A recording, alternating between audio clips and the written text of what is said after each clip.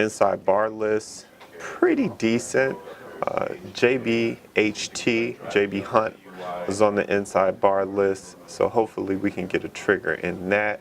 To the downside, it's opening again within the previous day's range, so that's our only short position that we have out on the list.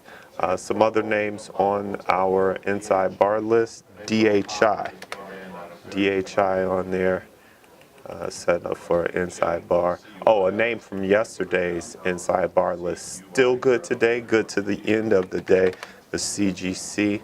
So keep an eye on that for a possible trigger. And then PFG, only a few names. Today's inside bar list wasn't as big as the previous day, so he only had 65 names on there, and out of those names, maybe 3 opportunities in JB Hunt.